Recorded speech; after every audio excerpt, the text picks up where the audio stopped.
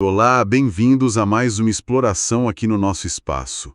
Hoje a gente tem um material, olha, fascinante e até eu diria um pouco provocador. Opa, qual é a boa de hoje? É Introdução às Artes do Belo, do filósofo e historiador francês Étienne Gilson. Ele é super conhecido pelos estudos sobre Tomás de Aquino, né? Sim, um peso pesado da filosofia medieval. Exato. Mas aqui ele mostra uma sensibilidade artística, assim, notável. A gente está usando uma tradução brasileira da obra que é lá de 1963. Ah, interessante. E qual é a pegada do livro?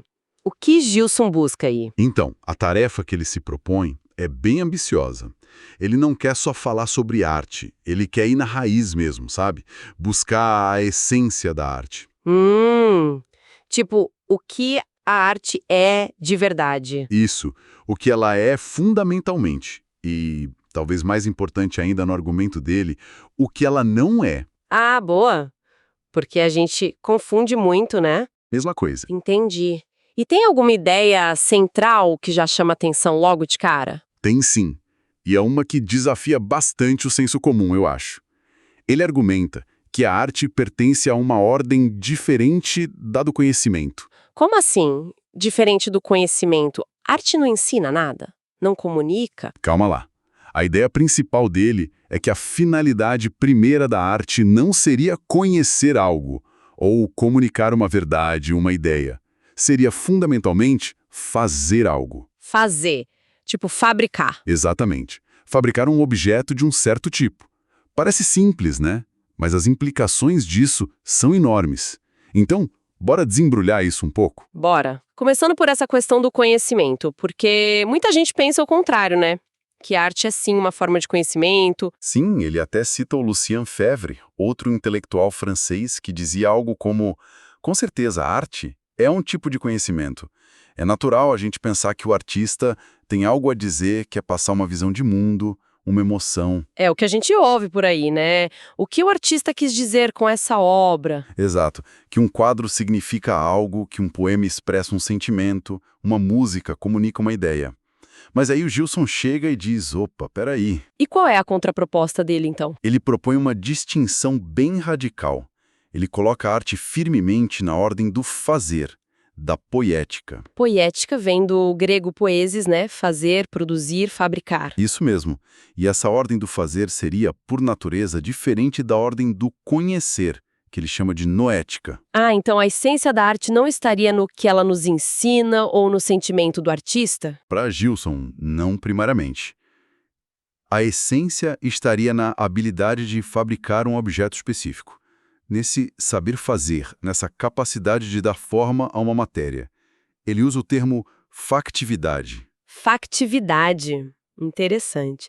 Mas peraí, essa separação tão, assim, estanque entre fazer e conhecer na arte, ela não parece um pouco forçada? Como assim? Quer dizer, muitos artistas ao longo da história disseram que queriam sim comunicar uma verdade, ou expressar uma emoção profunda, até mudar o mundo com a arte deles. Gilson simplesmente ignora essa intenção toda? Ótima pergunta. Não, ele não ignora a intenção. O ponto dele é mais essencial, sabe?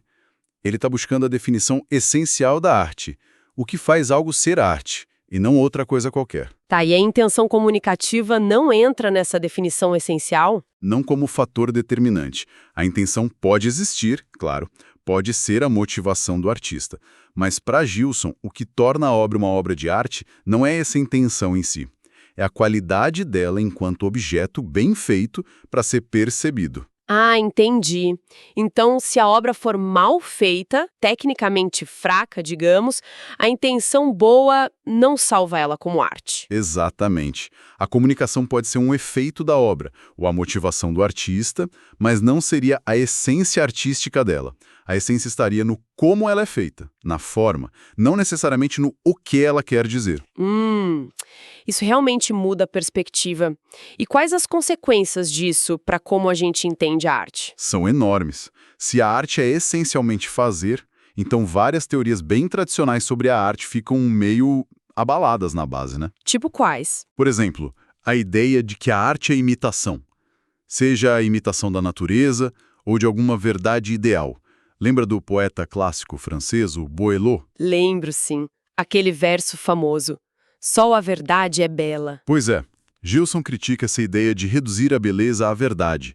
Para ele, a beleza artística tem leis próprias, não depende só de ser verdadeira. Faz sentido.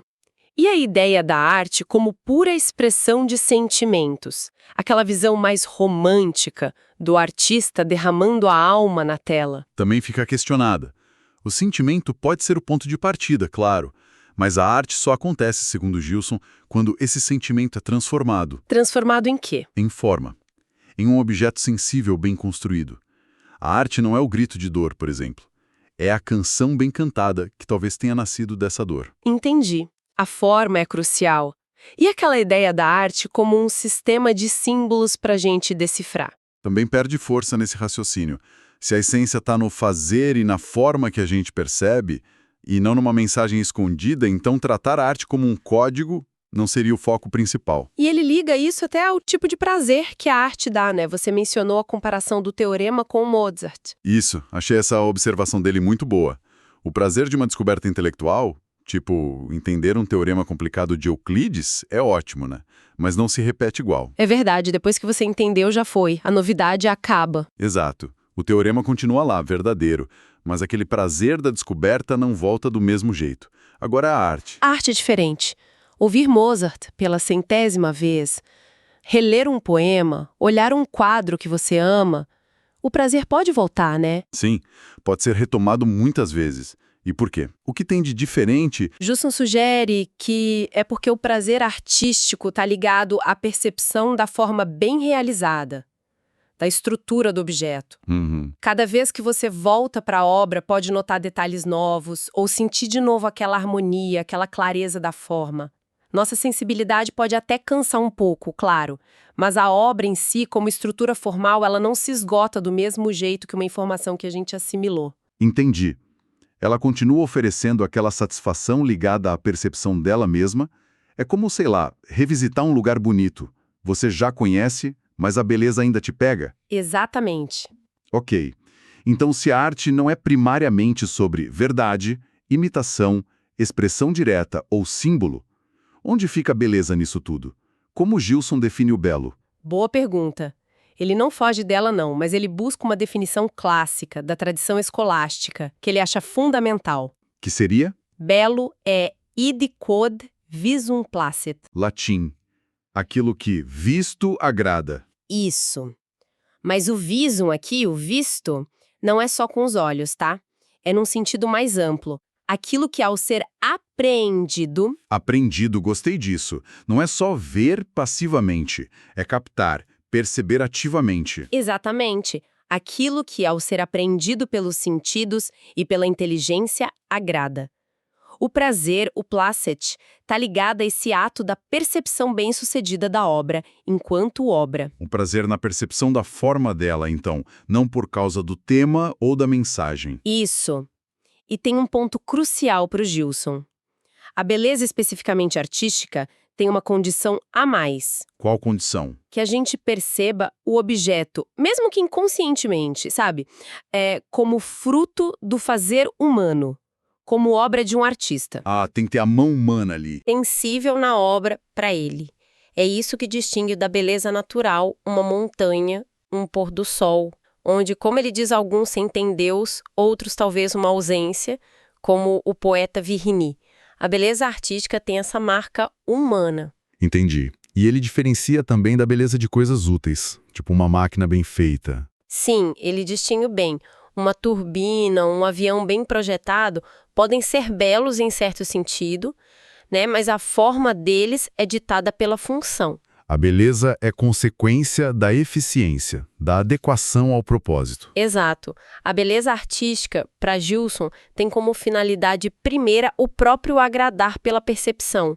Não é servir a outra coisa prática. A forma não é ditada pela função, mas pela busca desse agrado perceptivo. E aí entram aquelas condições mais filosóficas da beleza que ele pega da tradição, né? Integritas, harmonia e claritas. Pode lembrar pra gente o que é cada uma no contexto da arte? Claro, são conceitos lá de Tomás de Aquino, mas que Gilson aplica aqui. Integritas Integridade ou perfeição significa que a obra tem que ser completa em si, ter tudo o que precisa para ser o que ela é, sem faltar nem sobrar nada essencial para a forma dela. Ok, ser inteira, completa. E harmonia. Harmonia ou proporção, ordem. É a relação correta entre as partes da obra e delas com o todo. Aquela organização interna que faz sentido para nossa percepção, que cria uma unidade coesa. Certo. E a Claritas? Essa sempre me pareceu meio misteriosa. É brilho, clareza. É, a tradução literal pode confundir um pouco. Claritas não é só luz física, embora possa ser isso numa pintura, por exemplo. É mais a qualidade sensível da obra. Qualidade sensível, como assim? É a vivacidade de uma cor, a pureza de um som, a textura de uma superfície, a força de uma palavra ou imagem no poema, aquilo que salta aos sentidos, sabe? Que prende a nossa atenção e tem o poder de nos afetar emocionalmente. É tipo o resplendor da forma. Ah, entendi. É o que faz a obra vibrar pra gente? Isso. Gilson até cita Quintiliano, o retórico romano, que já notava como a música instrumental, mesmo sem palavras, consegue mexer com a gente, evocar estados de espírito diferentes. Essa qualidade sensível, essa claritas, que nos fisga perceptual e afetivamente, que faz a obra brilhar para nossa sensibilidade. Muito bom. É a qualidade que faz a obra se impor à percepção, que a torna vívida, presente. Ok, então a arte é esse fazer humano que busca criar objetos belos, íntegros, harmoniosos e com essa claritas para agradar a nossa apreensão. Mas como acontece esse fazer? Como o artista chega lá? É aqui que entra a diferença entre talento e gênio, né? Exatamente. Gilson faz uma distinção importante aí. O talento, para ele, é a habilidade de fabricar a unidade da obra, muitas vezes vindo de fora, sabe? Combinando com a habilidade elementos que já existem, regras conhecidas, formas reconhecíveis. O talentoso executa bem, segue modelos, adapta. E o gênio? Ah, o gênio. O gênio faz diferente. Ele cria a unidade da obra a partir de dentro. De dentro. Como assim? É como se a obra brotasse, quase organicamente, de uma forma seminal única. Uma concepção interna, original, um princípio vital que organiza tudo. O gênio não só combina, ele gera a forma a partir dessa visão interior. Lembra da comparação que ele faz que ajuda a pegar isso, do Voltaire versus Baudelaire. Sim, é ótima. Voltaire, no poema épico Lá em Riad, pega versos de outros poetas quase que literalmente, dá para reconhecer. Isso seria mais o talento que combina. E o Baudelaire? O Baudelaire pega um verso do poeta inglês Thomas Gray, mas ele transforma aquilo tão completamente ao colocar no poema dele que a origem quase some. Ele não pegou emprestado, ele tomou aquilo e fez virar parte de uma forma nova, totalmente dele. Entendi. É uma apropriação que vira a criação original. E essa forma seminal é a chave, então. É a chave para entender o gênio em Gilson. E olha que interessante. Essa forma seminal não é uma ideia platônica, abstrata, que está lá fora e o artista copia. Não é um modelo perfeito externo. Não. O que é, então? Para Gilson, é a concepção interna do artista. O projeto vital, quase orgânico da obra que ele luta para materializar. É a verdadeira beleza ideal que o artista persegue, mas que mora nele, na visão dele para aquela obra específica. Ah, por isso que muitos artistas ficam frustrados? Sentem que a obra pronta nunca chega perto da ideia inicial? Exatamente por isso. Gilson cita um músico, o Vidor, que disse algo assim: a obra-prima a gente vê de relance. Quando a obra está terminada, não há mais obra-prima. É que a concepção inicial, a forma seminal, é tão rica, cheia de possibilidades, que qualquer materialização dela exige escolhas, impõe limites, define contornos. E nesse processo de botar no mundo real, algo daquela riqueza inicial se perde, inevitavelmente. A obra real é sempre um tipo de sacrifício do ideal para poder existir. Em certo sentido, sim, é uma versão possível. Talvez a melhor que o artista conseguiu fazer naquele momento, com aquele material. mas ainda assim uma versão daquele ideal interno. Isso dá uma dimensão quase trágica para o processo criativo, né? Mas espera aí, o artista não cria do nada, certo? Ele trabalha com tinta, pedra, palavra e sons e o material. Como ele entra nessa história da forma seminal e do fazer? É só um veículo passivo? De jeito nenhum. E esse ponto é crucial para o Gilson. A matéria com que o artista trabalha não é passiva, não é só um recipiente esperando a forma. Não. A matéria, seja madeira, mármore, pigmento, argila, as palavras de uma língua específica, as notas de um instrumento, têm suas próprias características, né? Suas resistências, suas tendências, sua forma natural. Ela dialoga com o artista. Dialoga como? Dando ideia ou impondo limite? Os dois. A matéria pode sugerir caminhos. Os veios da madeira podem inspirar uma forma para o escultor. A sonoridade de certas palavras pode guiar o ritmo do verso para o poeta. Entendi. A matéria fala com o artista. Exato. Mas ela também impõe limites. Limites intransponíveis às vezes. Você não faz com argila o que faz com granito. As ferramentas são outras, as técnicas, as formas possíveis. Tudo muda. E a própria língua que o poeta usa também é matéria, né? Com certeza. Escrever um romance em português ou em alemão muda tudo. Cada língua é uma matéria, com sua estrutura, seu peso, sua música. O artista está sempre nessa espécie de luta e colaboração com a matéria. Então a forma final da obra nasce desse encontro, dessa tensão entre a intenção do artista, a forma seminal, e as possibilidades e resistências do material. Exatamente, é desse encontro que a obra concreta surge. Uau! Então, a arte é esse fazer que busca a beleza formal, nascida de uma visão interna, a forma seminal, em diálogo e luta constante com uma matéria específica.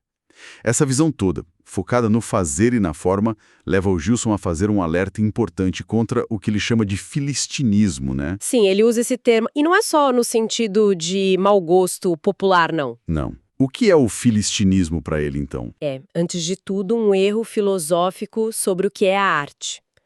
Uma falha em entender a natureza dela. E se manifesta de duas formas principais, que são meio que dois lados da mesma moeda. Quais seriam? Primeiro, não conseguir ver a beleza artística onde ela realmente está. E segundo, achar que está vendo beleza artística onde ela, na essência, não está. Ok. Onde ela está, pro Gilson a gente já viu, na forma bem feita, na qualidade da feitura, no jeito que o objeto agrada à percepção por ser íntegro, harmonioso, ter aquela claritas. E onde ela não está, mas o filisteu acha que está. Aí tem várias armadilhas. O filisteu confunde a beleza artística com outras coisas. Por exemplo, com o tema da obra. Tipo achar que um quadro religioso é bom só por ser religioso. Exatamente. Ou achar que um quadro com tema nobre é automaticamente boa arte. Ou que um quadro com tema chocante ou imoral é má arte por causa do tema.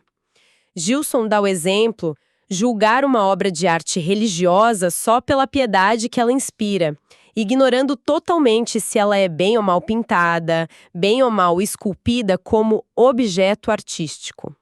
A piedade do tema não garante a qualidade da arte. E o contrário também vale, né? Condenar a obra pelo tema, como fizeram com o Baudelaire. Isso. Gilson menciona como um crítico da época, o Scherer chamou Baudelaire de mero filisteu, porque ele explorava os encantos do horror em As Flores do Mal. Para Gilson, isso é puro filistinismo moralista. Julgar o poema pela moralidade do tema e não pela forma poética, pela construção verbal, pela beleza dele como poema. Entendi. Outra armadilha. Especialmente de arte moderna, que tratam a pintura como se fosse um enigma para resolver. Esquecem de olhar para a forma, para a cor, para a composição como fonte de prazer perceptivo. É tratar a pintura como um texto cifrado, não como um objeto visual para ser apreciado. Exatamente. É tirar o foco da percepção da forma. E tem aquele outro tipo que ele menciona, que parece o oposto do ignorante, mas também erra o alvo. O filisteu erudito. Ah, sim. O filistinismo erudito. Essa é uma das formas mais sutis. É aquela pessoa que sabe tudo sobre a obra. Sabe a data, a biografia do artista, o contexto histórico, as influências, a química dos pigmentos. Isso. Acumula uma montanha de conhecimento a respeito da obra. O que parece ótimo, né? Qual o problema aí? O problema para Gilson é quando toda essa erudição não leva à apreensão da beleza formal da obra em si. É saber tudo sobre a Mona Lisa, mas não conseguir experimentar o prazer estético ao olhar para ela, ao perceber a sutileza do esfumato, a composição, a presença da figura como forma pintada. A erudição vira um substituto da experiência estética. Pode virar assim. Em vez de ser um auxílio para a experiência, vira um fim em si mesma. É como saber toda a teoria musical, mas não se emocionar ouvindo a música. A gente vê muito isso, né? Gente em museu mais preocupada em ler a plaquinha do lado do quadro do que em realmente olhar para o quadro. Pois é. No fundo, todos esses exemplos de filistinismo apontam para o mesmo erro fundamental que Gilson combate desde o início, né? Que é? A tendência de reduzir o fazer artístico, a poiesis, que cria um objeto belo para a apreensão prazerosa, a alguma forma de conhecimento, de noiesis. Seja um conhecimento conceitual, o que significa, moral, qual lição, emocional, o que o artista sentiu, ou o histórico erudito, qual o contexto. Exato. Em todos esses casos, a obra de arte deixa de ser vista como um fim em si mesma, um objeto feito para ser belo e agradar a percepção, e passa a ser tratado como um mero meio para outra coisa. Informação, emoção, lição de moral, demonstração de conhecimento. Uau, é uma perspectiva realmente forte e que faz a gente repensar muita coisa. Então, o que a gente leva de mais importante dessa exploração das ideias do Gilson sobre as artes, do belo? Parece um chamado pra gente, recalibrar o olhar pra arte, né? Sem dúvida. É um convite e bem vigoroso para a gente ver a arte não primariamente como mensagem para decifrar, nem como expressão direta de sentimento, nem como conhecimento disfarçado, mas sim como resultado de um tipo específico de fazer humano. Um fazer focado em criar objetos. Como é aquela frase bonita que ele usa? A honra e a glória da realidade. Objetos cuja finalidade primeira, o que define eles como arte, é serem belos e agradarem a nossa percepção, sensível e intelectual, enquanto formas bem realizadas, sabe? Como testemunho de um saber fazer que deu certo. Lindo isso! E fica talvez um pensamento para quem está ouvindo a gente levar e pensar um pouco. Qual seria? Se a gente aceita essa primazia do fazer, da beleza percebida na forma, como isso poderia mudar na prática a nossa relação com uma pintura no museu, um poema que a gente lê, uma música que a gente ouve no dia a dia? Boa. Fica essa questão, essa provocação. O que será que a gente descobre de novo ou redescobre quando tenta conscientemente mudar o foco? Sair um pouco do o que isso significa e ir mais para o como isso foi feito. Como essa forma específica, essa combinação de cores, sons, palavras, volumes consegue me agradar, prender minha atenção, me afetar. É um convite a valorizar a obra na sua concretude, né? Na sua singularidade como objeto feito pela mão humana, pela poiesis. Exatamente. Uma reflexão que, quem sabe, pode abrir novas portas e aprofundar o nosso prazer com a arte. Fica aí a dica de leitura e de reflexão.